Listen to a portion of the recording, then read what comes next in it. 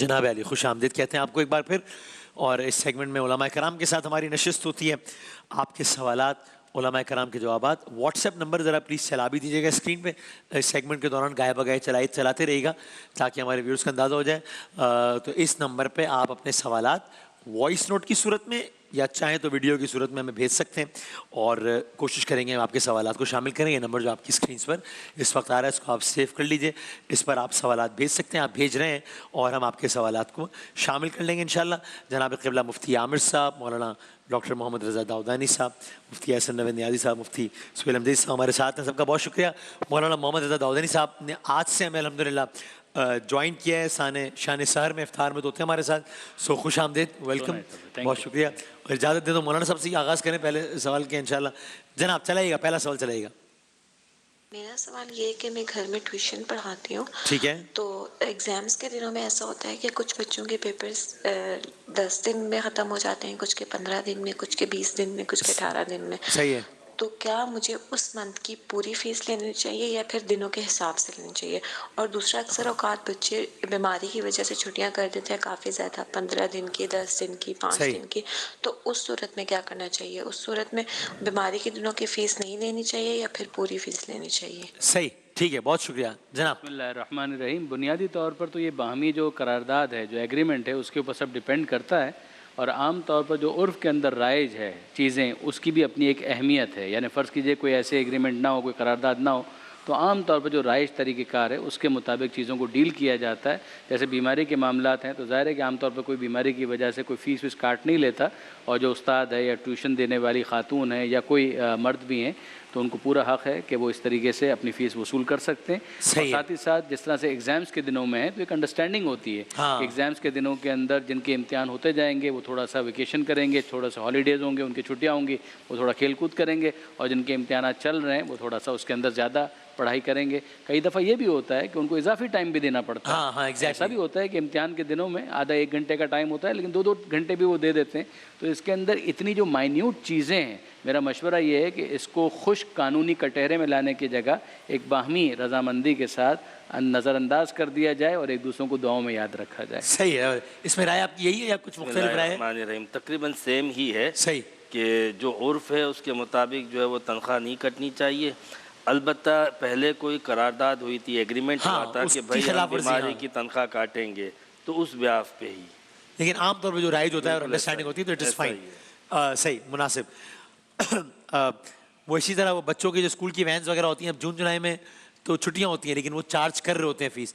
تو اگین یہ اب انڈرسٹوڈ ہوتا ہے تو پھر وہ بہرحال یہ عمل پسندیدہ ہے، نہیں الگ بات ہے، لیکن یہ انڈرسٹوڈ ہے تو اس وین ڈرائیور کے لیے حرام نہیں ہے نا وہ پیسے لینا. نہیں، یہ عرف بنا ہوا ہے چونکہ وہ پورا سال آپ کے لیے انگیج رکھتا ہے اپنے آپ کو. تو اب 2 مہینے اس کو کہیں تم کہیں اور کر، پھر 10 مہینے ہمارے پاس کر، تو ضروری نہیں ہے کہ وہ آپ کا پابند رہے. تو پابند رکھنے کے لیے عرف بنایا گیا ہے. صحیح، بالکل ٹھیک، بالکل ٹھیک. جناب اگلا سوال چلے گا. میرا سوال یہ تھا کہ عموماً عام دنوں میں یا پھر اور رمضانوں میں بھی کہ جب بچے نماز پڑھ رہے ہوتے ہیں مسجد میں، یا تو پہلی صف میں ہوتے ہیں اور پہلی صف میں ہوتے ہیں تو عموماً بڑے یا بزرگ لوگ جو ہوتے ہیں ان کو یا تو پہلی صف سے دوسری صف میں بھیج دیتے ہیں یا ان کو کونے میں کر دیتے ہیں، جبکہ یہ بچے کچھ شرارت نہیں کر رہے ہوتے، نماز ہی پڑھ رہے ہوتے ہیں. تو اس معاملے میں کیا رائے ہے؟ صحیح ہے. علماء کرام. ہاں مفتی عامر صاحب بتائیے گا. میں بھی اکثر سوچتا ہوں، اکثر محافل میں، مجالس میں، نماز میں ایک طرف یہ سوچ آتی ہے کہ یہ بچوں کو اگر ہم اس طرح ڈانٹ کے بھگا دیں گے، چلو جاؤ نکلو، تمیز نہیں ہے، اور بچہ تو بچہ ہے تھوڑے بہت، تو پھر تو وہ بدزن ہو جائے گا، آئے گا ہی نہیں. دوسری طرف یہ کہ نہیں اب وہ ہے تو بھائی جو عبادت کر رہا ہے اس کو بھی ڈسٹرب کر رہا ہے، وہ بچہ سامنے سے گزر رہا ہے بار بار. تو کیا اپروچ ہونی چاہیے؟ بچوں کی حوصلہ افزائی کریں یا کیا کریں؟ ڈانٹنے کی تو بالکل اجازت نہیں ہے اس طریقے سے. دوسری بات یہ ہے کہ صفیں بنانے کا جو طریقہ بتایا گیا ہے کہ پہلے بڑوں کی ہوں، پھر بچوں کی ہو، پھر خواتین کی ہو، ڈسپلن بتایا گیا ہے. تو صف باقاعدہ بن رہی ہو تو یہ حکم ہے، لیکن ایک آدھ بچہ اگر کھڑا ہو گیا اور اگر وہ سمجھدار ہے، جیسے یہ بات کر رہے تھے، یہ کوئی اتنے بہت چھوٹے نہیں تھے، تو اس طریقے سے ان کو نکال دینا، ایک آدھ بچے کو نکال دینا. بعض اوقات والدین اپنے ساتھ ایک بچہ لے کے آتے ہیں عادت ڈالنے کے لیے کہ بھئی مسجد میں آنے جانے کی عادت پڑے. اب دوسرا شخص جو ہے وہ کہتا ہے اس بچے کو پیچھے بھیج دو، آپس میں بھی لڑ پڑتے ہیں اور ڈائریکٹ بچے کو بھی بھیج دیتے ہیں. تو تھوڑا یہاں پہ مروت کا تقاضا یہ ہے کہ اس وقت اس چیز کو جانے دیں. صحیح ہے. کوئی ایسا نہیں ہے اتنا ہارڈ اینڈ فاسٹ کہ سب کی نماز تباہ ہو جائے گی. باقاعدہ اگر پوری ایک صف بنانی ہو نا اتنے سارے بچے ہوں تو وہ مردوں سے آگے نہ بنے، وہ پیچھے بنے. ہاں صحیح ہے. یہ حکم ہے. آپ تو ظاہر آپ زیادہ سچویشن دیکھتے ہوں گے تو یعنی یہ تو انہوں نے اصولی ایک بات بتا دی. فقہی طور پہ اگر کوئی نابالغ بچہ ہے، تاکہ میں اس کو اسپیسیفک کر دوں، یہ تو ایک الگ بات بتا دی، نابالغ بچہ ہے تو فقہی اعتبار سے اس کو نماز کی پہلی صف میں کھڑا نہیں ہونا چاہیے، یہ حرج نہیں ہے. بسم اللہ الرحمن الرحیم صلی اللہ علیہ وآلہ وصحبہ وبارک وسلم. اچھا نابالغ بچہ ہے اور ناسمجھ بھی ہے، صحیح ہے، ٹھیک ہے نا. ہاں تو میں یہاں پر یہ مشورہ دوں گا، ایڈوائس دوں گا کہ باپ ہے یا بڑا بھائی ہے وہ ساتھ لے کر آئے. ٹھیک ہے نا، لے کر آئے، اس سے ادب و آداب سکھائے. اور پھر ظاہر ہے کہ نابالغ بچہ ہے، ناسمجھ بچہ ہے بالکل، تو اس کے لیے بہتر یہ ہوتا ہے کہ وہ مردوں سے جو پچھلی صف ہے وہاں، یا وہاں نہ ہو سکے تو کم از کم صف کے اخیر میں چلا جائے. صحیح ہے. تو اس کے بڑے بھائی کو چاہیے یا والد کو چاہیے کہ اس کے ساتھ وہیں پر کھڑا ہو جائے تاکہ نزاع کی کیفیت نہ بنے. لیکن اگر نابالغ ہے لیکن سمجھدار ہو چکا ہے، ادب و آداب سارے جانتا ہے، اور وہ اگر کھڑا ہوا ہے اور اسے ڈانٹ کر بھگانا یہ بالکل مناسب نہیں ہے. مساجد میں اکثر یہ ہوتا ہے کہ وہ پہلی صف کے چکر میں نا کہ بھئی یہاں بیٹھنا میرا حق ہے، یہ کہاں سے آ گیا، اس طرح کرنا بالکل بھی مناسب نہیں ہے. ہاں صحیح ہے. ایک فقہی حوالے سے آپ پہلے بتا دیجئے، پھر ہم اصولی بات تو کر ہی رہے ہیں کہ فقہی حوالے سے بتا دیجئے. بس یہ تو اصولی مسئلہ ہو گیا نا کہ دل تو نہیں توڑنا ہے، کسی ایسے طریقے سے ہینڈل کرنا ہے کہ اس کا دل نہ ٹوٹے اور شفقت اور محبت سے اس کو سمجھائے. بھگا نہیں دینا ہے ڈانٹ کے. ہمارے پاس جو فقہی مسئلہ ہے وہ یہ ہے کہ جو مسجد کے اندر نماز جماعت ہو رہی ہے یا کہیں پر بھی نماز جماعت ہو رہی ہے تو اس نماز جماعت میں اتصال کا ایک مسئلہ آتا ہے کہ پیش امام کے پیچھے کوئی فرد کھڑے تو کتنا فاصلہ ہو سکتا ہے. تو اس فاصلے کے حوالے سے جو مقدار ہے اس کو ملوث خاطر رکھنا ہے. مثلاً دو افراد اگر کھڑے ہوئے ہیں تو ان کے درمیان ہمارے یہاں فقہ جعفری کے اندر 1 میٹر تک کا فاصلہ پسندیدہ نہیں ہے، لیکن 1 میٹر تک کا بھی فاصلہ ہو جائے تو اتصال مان لیا جائے گا. بلکہ بعض تو 1 میٹر سے بھی کچھ زیادہ کی بھی گنجائش دیتے ہیں. صحیح ہے کہ جماعت نماز کے ہونے کے لیے، اسٹیبلش ہونے کے لیے آگے یعنی جتنے افراد ہیں ان کے جماعت میں شامل ہونے کے لیے 1 میٹر تک کا فاصلہ چل جائے گا. 1 میٹر کا فاصلہ اتنا ہوتا ہے کہ درمیان میں فرض کیجئے کہ اگر ناسمجھ بچہ بھی کھڑا ہو جائے تو اس کے کھڑے ہونے کی وجہ سے اتصال نہیں ٹوٹے گا. 2 افراد ہوں، کچھ زیادہ ہوں تو پھر یہ مسئلہ بنتا ہے. تو جو مفتی صاحبان نے جو ارشاد فرمایا میں اس کی تائید کروں گا کہ اگر فرض کیجئے کہ ایک سمجھدار ہے، بالغ ہے، وہ تو بحث سے خارج ہے. سمجھدار ہے جس کو ممیز کہتے ہیں وہ بھی ہماری بحث سے خارج ہو گیا. اگر ایک ایسا نابالغ بچہ ہے کہ جس کے اندر اتنی سمجھ بھی نہیں ہے اور اس کو سنبھالنے والے، ہینڈل کرنے والے افراد ساتھ میں موجود ہیں اور اس کے کھڑے رہنے سے اگر تھوڑا فاصلہ درمیان میں آ بھی جاتا ہے تو جماعت کے اتصال کو کوئی ضرر یا نقصان نہیں پہنچے گا. اس میں زیادہ کردار ذمہ داری جو بڑا بھائی ہے یا ان کے والد ہیں ان کا بڑا کردار بنتا ہے. لیکن اس میں سب کا اتفاق ہے، فقہی پیچیدگیاں نہیں بلکہ مسائل بنے گا. لیکن یہ کہ بچوں کو کی حوصلہ شکنی تو کسی صورت نہیں کرنی چاہیے. اگر وہ اپنی عادت سے مجبور کر بھی رہے تو ان کو پیار محبت سے لیکن محفل کا حصہ بنانا چاہیے نا. آج مسجد میں آئیں گے تو بڑے ہو کر عادت بنے گی نا ان کی، تو بالکل ہونا چاہیے. تو چونکہ اور قبلہ جب اب یہ تو نماز تو ایک اسٹرکٹ فقہی بات ہو گئی، مجالس ہیں، محافل ہیں، تو اس میں تو وہ فقہی قدغن بھی نہیں ہے. تو اس میں تو اور انکریج کرنا چاہیے کہ ہاں بیٹھا کوئی شور کر بھی رہا ہے تو پیار محبت سے سمجھا دیا تاکہ وہ ساتھ تو آئیں. بسم اللہ الرحمن الرحیم صلی اللہ علیہ حبیب محمد وعلی آلہ وصحبہ بارک وسلم. دیکھیں مسجد میں تو پھر 2 طرح کا مسئلہ پیش آتا ہے، ایک قطع صف کا اور ایک جو ہے وہ مسجد کے آلودہ ہونے کا. صحیح ہے. جو چھوٹا نابالغ بچہ ہے اس کو منع اسی وجہ سے کیا جاتا ہے، بہت زیادہ چھوٹا ہے، اتنا چھوٹا ہے کہ مطلب وہ اس کو نجاست کا خیال نہ، اس کو تو مسجد میں لانے سے منع اسی لیے کیا جاتا ہے کہ مسجد کو ایسوں سے بچانا ضروری ہے، تو احادیث کے اندر حکم ہے. لیکن اگر تھوڑا بڑا ہے، نجاست وغیرہ کا خیال رکھتا ہے لیکن اتنا سمجھدار نہیں ہے، نابالغ بچہ سبھی غیر ممیز، تو ہمارے یہاں یہ ہوتا ہے کہ اس میں قطع صف کا مسئلہ تو ہے فقہی طور پر کہ صف قطع ہو جاتی ہے. اب یہ ہے مسجد کے اندر فقہی پیچیدگی. لیکن یہاں تک بات ہے محافل کی، دینی محافل میں، دینی مجالس کے اندر آنا، وہاں نہ تو صفیں باندھنے کا حکم ہے، نہ اتصال صفوف یا قطع صفوف کا کوئی مسئلہ ہے، نہ وہاں پر کوئی ایسا پرابلم ہے کہ اس جگہ کو اس سے بچانا ضروری ہے کہ بچے کے شور کی آواز نہ آئے. مسجد کے اندر تو بہرحال तकद्दुस और प्रोटोकॉल ज़्यादा है। दीनी महफिल में, मजालिस में, मस्जिद से हटकर अगर बच्चे शिरकत करते हैं तो उन्हें अप्रिशिएट करना चाहिए। जहाँ तक बात है आदाब की, तो आदाब सिखाए जाएँ, ना कि ये कि आप उनको डांट डपट के जो है भगाना शुरू कर दें। भगाने के तो हम हक में नहीं हैं, बच्चों को ना भगाएं, बच्चों को करीब करें। ये मुस्तकबिल के मेमार हैं, यही आगे संभालेंगे इन चीज़ों को। इनको शुरू से ही इसी रास्ते पे लगाएं। सही, क्या बात। चलें आप क्विकली जरा आगे, अब अगला सवाल चलाइएगा जी। मेरा सवाल जो है वो ये है कि जैसे कि हम कुरान पाक में पढ़ते हैं जी जी कि रिश्वत लेने वाला और देने वाला दोनों जहन्नुमी हैं। सही है। तो लेकिन आजकल जो ये होता है कि मैं कराची में रहता हूँ और भी बहुत से लोग हैं जो अक्सर पुलिस वाले जो है हमें रोक लेते हैं, ट्रैफिक पुलिस वाले या दूसरे पुलिस वाले। सही है। और जो है मतलब बाज़ दफ़ा ऐसे होता है कि चीज़ें पूरी भी होती है, डॉक्यूमेंट्स पूरे भी होते हैं, फिर भी ये लोग जो चाय पानी मांगते हैं, मुंह से मांगते हैं और टाइम वेस्ट करते हैं, तो जिसकी वजह से हमें जान छुड़ाकर उन्हें कुछ 100-50 रुपए देने पड़ते हैं। सही है। तो क्या ये रिश्वत के उसमें आएगा? इस बारे में ज़रा रहनुमाई फरमा दें।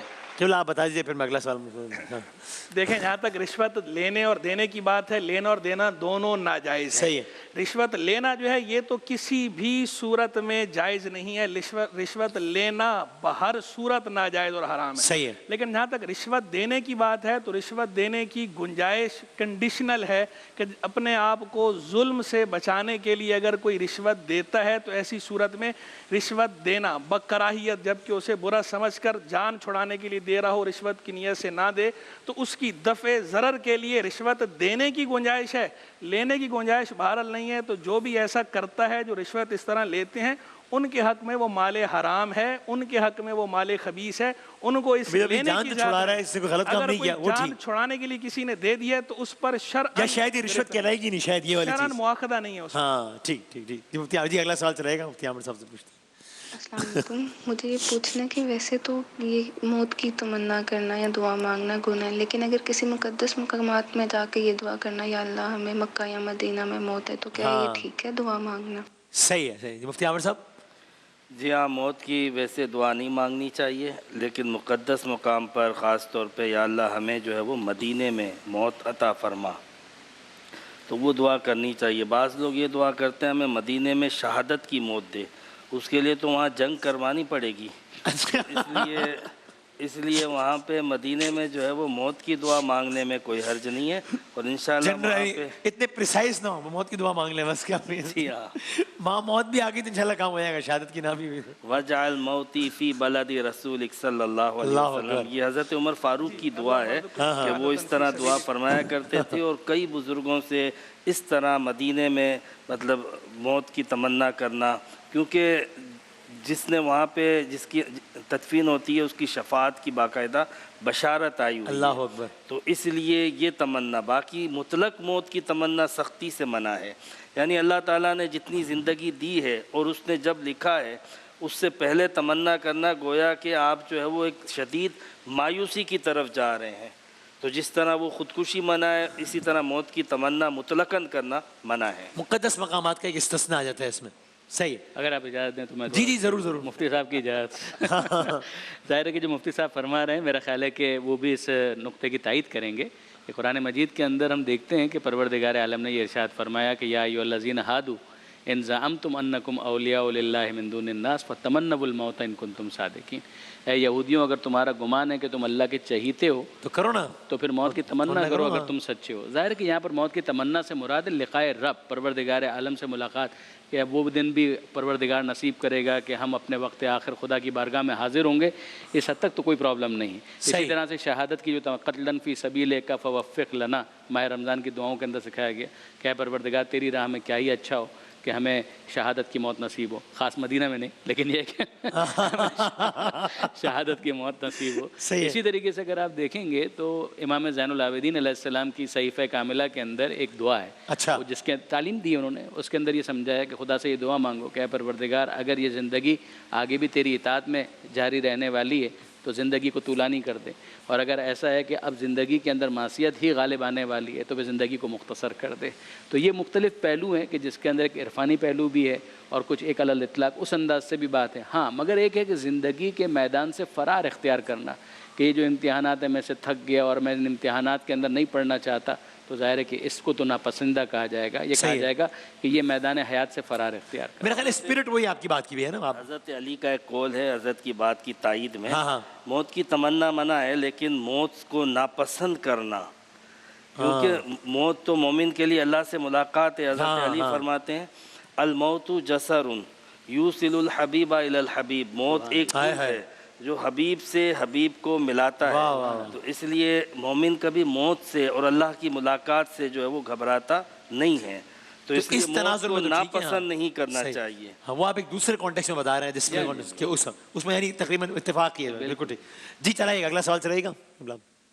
سیم بھائی السلام علیکم وعلیکم السلام وبرکاتہ۔ میرا نام ماہم بی بی ہے اور میں 15 سال کی ہوں، میں آپ کی بہت بڑی فین ہوں۔ مجھے لگتا ہے کہ آپ سے اچھی ہوسٹنگ کوئی دنیا میں کر ہی نہیں سکتا، آپ بیسٹ ہوسٹ دنیا کے۔ اور میرا سوال یہ ہے کہ میرے محلے میں کچھ بچے ہیں تو میں ان کو قرآن پاک کا سبق پڑھاتی ہوں، تو اگر کوئی بغیر ریزن تو نہیں لیکن اگر کوئی سالڈ ریزن اور جیسے کہ اپنے ماں باپ کی نافرمانی ہو اتنی حد تک کہ اللہ نہ کرے ہاتھ اٹھانے کی نوبت، تو پھر اس پہ اگر کوئی ریئیکٹ کیا جائے، کچھ زیادہ ریئیکٹ کیا جائے اور تھوڑا بہت مار لیا جائے اور غصہ بہت کیا جائے اس لیے کہ وہ آئندہ کے بعد یہ حرکت نہ کریں، تو یہ صحیح ہے یا نہیں غلط ہے؟ صحیح۔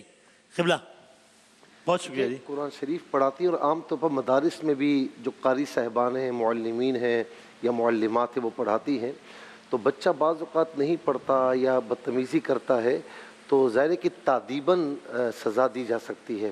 حتی الامکان کوشش کریں کہ جتنے بھی اسٹوڈنٹس ہیں نا، یہ باقاعدہ علماء فرماتے ہیں کہ ان اسٹوڈنٹس کو اپنے بچوں کی طرح لیں۔ جی، تو کیا اگر یہ بچہ آپ کا بچہ یہ غلطی کرتا تو آپ کیا کرتے ہیں؟ تو اس طریقے سے بیہیو کریں، ہاں سزا دیں اور حتی الامکان کوشش کریں کہ ہاتھ نہ اٹھائیں، لیکن جہاں بہت زیادہ ضرورت پڑ جاتی ہے کہ بے انتہا بدتمیزی ہے یا بالکل بھی نہیں پڑتا تو وہاں پر تادیباً کارروائی کی جا سکتی ہے، لیکن حتی الامکان کوشش کریں کہ ہاتھ نہ اٹھائیں۔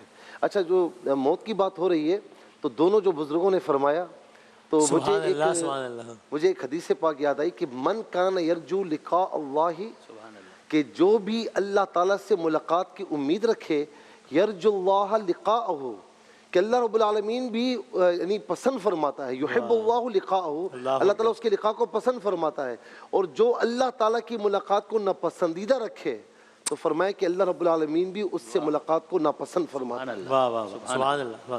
چلائے گا جناب، اگلا سوال چلے گا، آخری سوال لیتے ہیں جی۔ مجھے یہ پوچھنا تھا کہ ہمارے گھر کے چاروں طرف مسجد ہے اور مسجد سے بالکل کلیئر نماز کی اور تراویح کی آواز آتی ہے۔ صحیح ہے، تو ہم لیڈیز گھر میں ان کے ساتھ تراویح اور نماز پڑھ سکتے ہیں؟ صحیح جناب۔ ہمارے یہاں فقہ حنفی میں اس کی اجازت نہیں ہے، گھر کے اندر مسجد کی جماعت میں خواتین ایسے شریک نہیں ہو سکتی، اس کی اجازت نہیں۔ نماز تراویح میں بھی نہیں اور نماز تراویح میں نہیں ہو سکتی، پنجگانہ میں بھی نہیں ہو سکتی۔ ویسے مسجد کی تراویح میں خواتین شریک ہو سکتی ہیں کہ نہیں؟ وہاں جا کر اس کی گنجائش ہے یا نہیں، تو اس کے بارے میں بھی جو ہے وہ علماء کا اختلاف ہے۔ ہمارے یہاں دونوں طرح کے قول ہیں، اور اس کے اندر جو محتاط رائے ہے وہ یہ ہے کہ اگر انٹرنس ایگزٹ الگ الگ ہو، مرد و عورت کا آزادانہ اختلاط نہ ہوتا ہو، اور وہاں پر کوئی بیان کی خلاصہ تراویح یا درس قرآن یا درس حدیث کسی بھی عنوان سے اس کا اہتمام ہو، تو علم دین کی مجلس میں شرکت کی نیت سے جایا جا سکتا ہے، جبکہ مسجد کا تقدس بھی ملحوظ رکھا جائے۔ تو محتاط رائے یہ ہے، باقی اصل مذہب کی روح سے تو ہمارے ہاں درست نہیں ہے یہ تراویح کی بات۔ اور بعض لوگ اتنے کانشیس ہوتے ہیں، وہ اس دن کیو ٹی وی میں ہمارے کال آ گئی افطار میں، کیو ٹی وی پہ تراویح کی جماعت جو ہے وہ آ رہی ہوتی ہے، تو کیا ہم اپنے گھر میں کیو ٹی وی پہ لگا کے تراویح کی جماعت میں شریک ہو سکتے ہیں؟ اچھا، منہ میرا ٹی وی کی طرف، تو ایسی اتنا بھی کانشیس نہیں ہونا چاہیے۔ ان سے کہیں کہ وہ جو کیو ٹی وی میں اور ٹی وی پہ افطاریاں ہو رہی ہوتی ہیں، افطاری بھی اس کے ساتھ ہی کر لیا کریں۔